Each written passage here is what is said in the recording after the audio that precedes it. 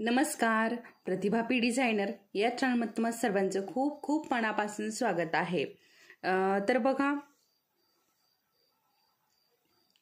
मी तुम्हाला हे जे आपण बोटनेकचा हा ब्लाउज बनवलेला आहे, तर याचं मी तुम्हाला आज इथे कटिंग दाखवणार आहे। तर बघा, याचं जे वर्क आहे ना, हे मी तुमच्यासोबत याच्या अगोदर शेअर केलेलं आहे। आता हे बॅक पार्टचं वर्क आहे। अशा प्रकारे आपण हे बॅक पार्टला वर्क केलेलं आहे आणि इकडे बाहीचं वर्क आहे, ते पण दाखवते मी तुम्हाला। तर हे बघा, इकडे हे बाहीचं वर्क आहे, हे मी तुमच्या सोबत याच्या अगोदर शेअर केलेला आहे।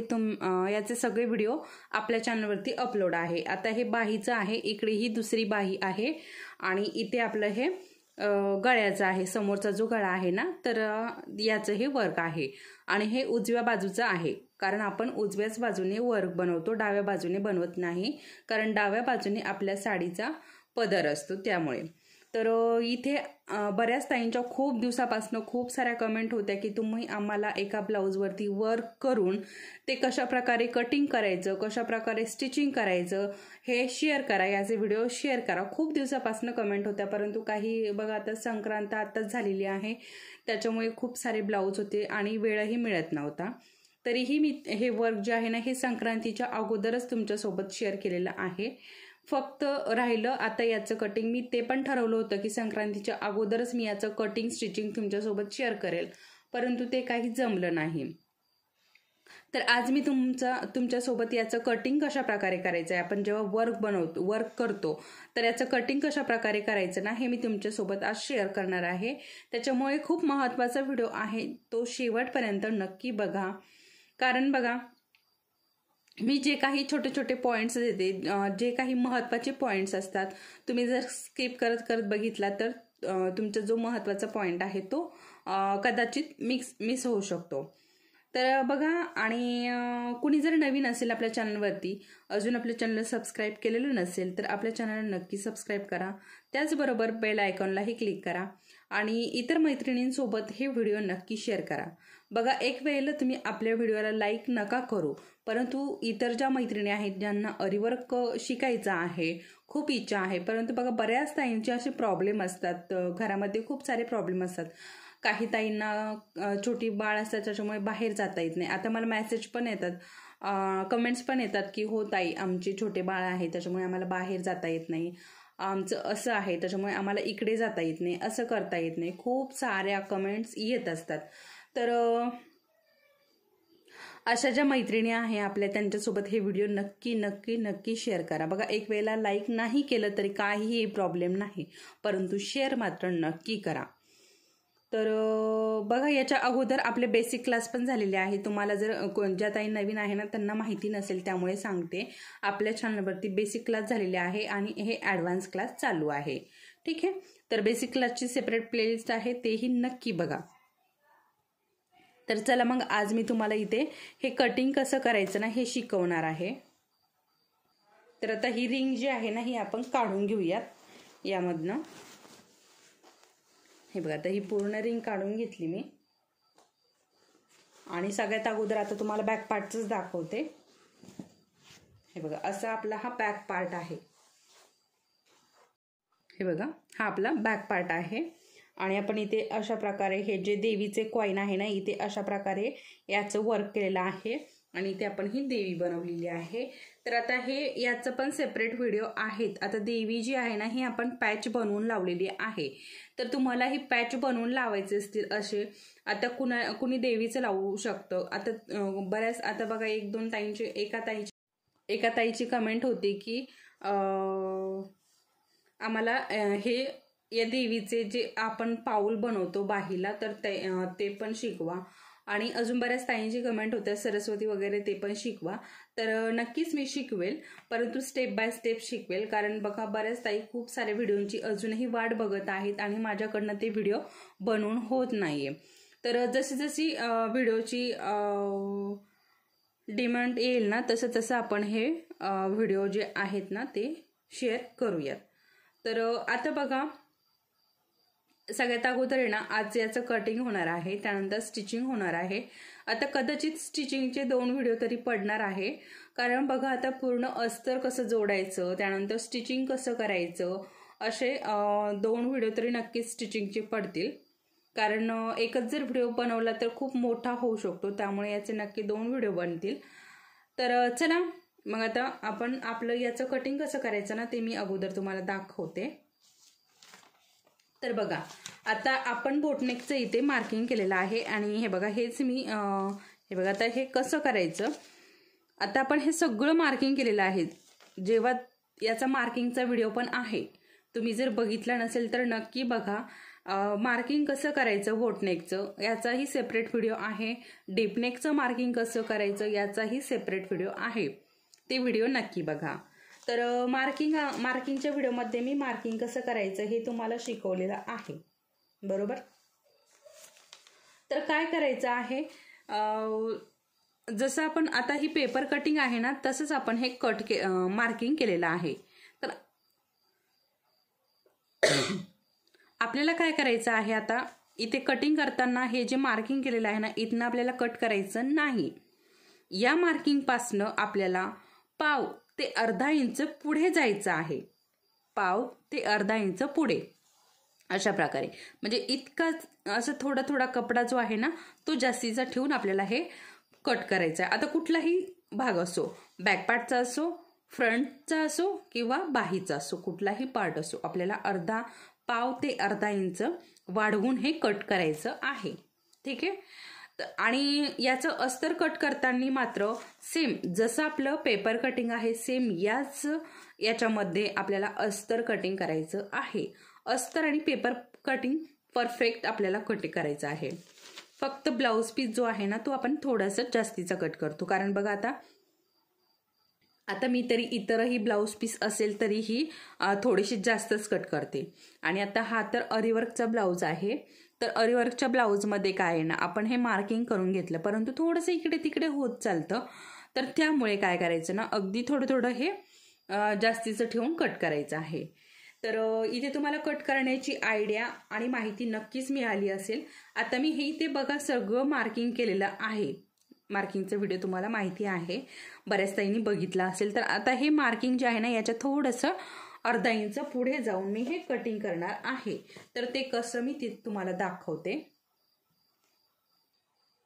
तर हे बघा आता मी तुम्हाला ना सगळ्यात अगोदर बॅक पार्टचं दाखवते. आता हे बघा इथनं आपलं हे मार्किंग आहे, बरोबर. तर मार्किंगच्या थोडंसं पुढे जायचं.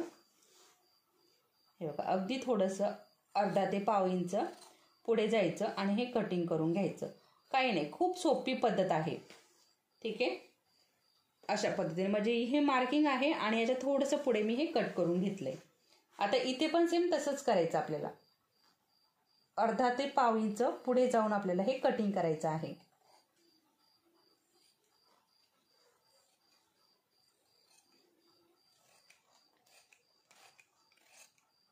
याचं अस्तर मात्र अगदी परफेक्ट आपल्याला कटिंग करायचं आहे. ते कमी जास्त कुठेच होऊ द्यायचं नाही.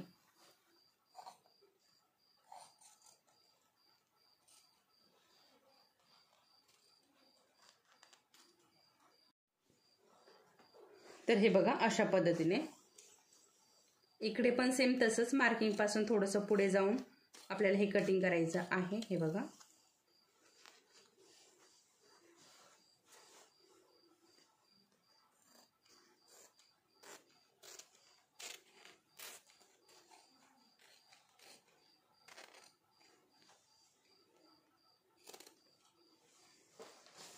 हे बघा अशा पद्धतीने. ठीक आहे. आता हे झालं आपलं बॅक पार्टचं कटिंग. ओके. आता हे आपण साईडला ठेवून देऊया आणि आपण करूया फ्रंट पार्टचं कटिंग.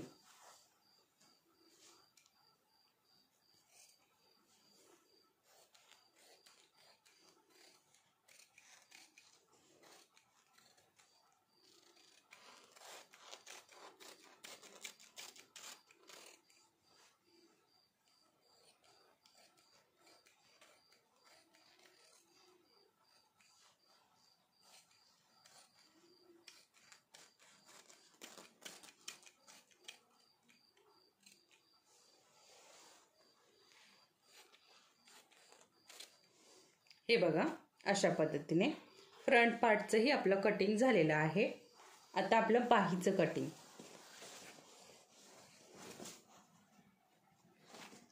आणि हे कटिंग करताना मात्र सेपरेट कटिंग करायचं आहे,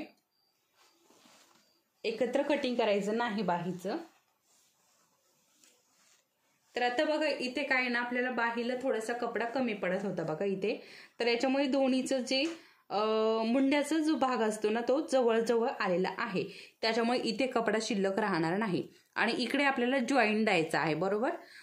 तुम्ही जर याचा मार्किंगचा व्हिडिओ बघितला तर नक्की तुमच्या लक्षात येईल. आपल्याला या बाहीला दोन्ही बाहीला आपल्याला जॉईंट द्यायचा आहे.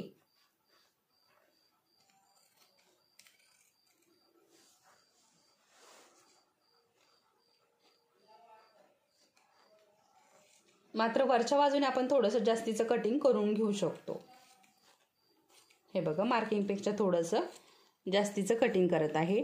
आता बघा लक्षात येत नसेल किंवा काही प्रॉब्लेम जर वाटत असेल तर परत नक्की कमेंट करा, म्हणजे मला अजून समजावून सांगण्याचा मी नक्की प्रयत्न करेल. कारण मी नेहमीच तुम्हाला समजावून सांगण्याचा प्रयत्न करत असते आणि जेवढं मला जमेल तेवढं मी समजावून सांगत असते. परंतु तरीही काही जर प्रॉब्लेम वाटत असेल तर नक्की मला सांगत चला. तर हे बघा अशा पद्धतीने आपलं हे बाहीचं पण कटिंग झालेलं आहे. ठीक आहे, आता हे पण आपण बाजूला ठेवूयात आणि दुसऱ्या बाहीचं पण आपण सेम तसंच कटिंग करून घेऊयात.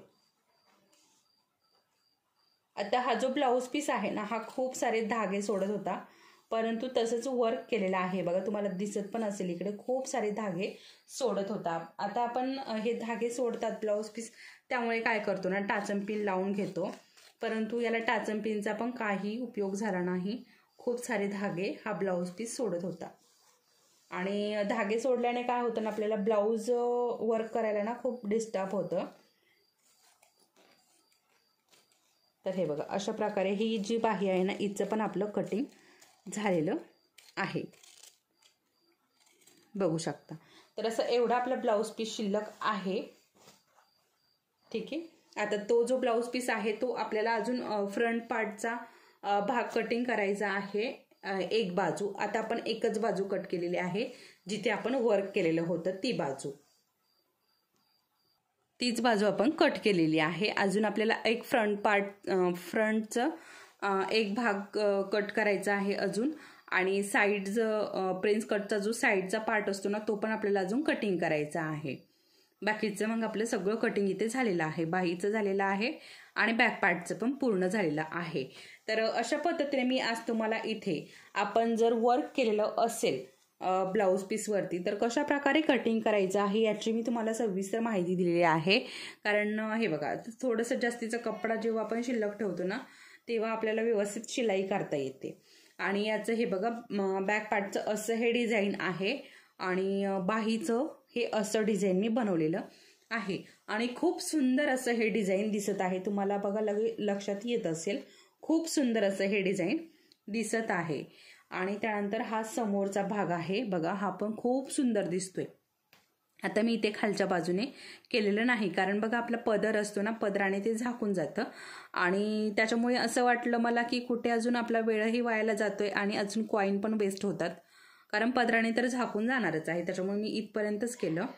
आता इथे पण आहे ना आपल्याला हे आपली जी हुक लूक पट्टी असते त्याच्यामध्ये हे फोल्ड होईल, त्यामुळे मी इथे वर्क केलेलं नाही. तर अशा प्रकारे आता बघा बऱ्याच ताईंनी मला असं पण विचारलेलं आहे आपण फक्त कटच्या ब्लाऊजलाच वर्क करू शकतो का, इतर ब्लाऊज पीसला आपण वर्क करू शकत नाही का? तर तसं काहीही नाही. आपण प्रिन्स कटला वर्क करू शकतो, फोर टक्सला करू शकतो आणि बघा कटोरी ब्लाऊजलाही आपण वर्क करू शकतो. तर अशा प्रकारे आपण जवळजवळ सगळ्याच ब्लाऊजला वर्क करू शकतो.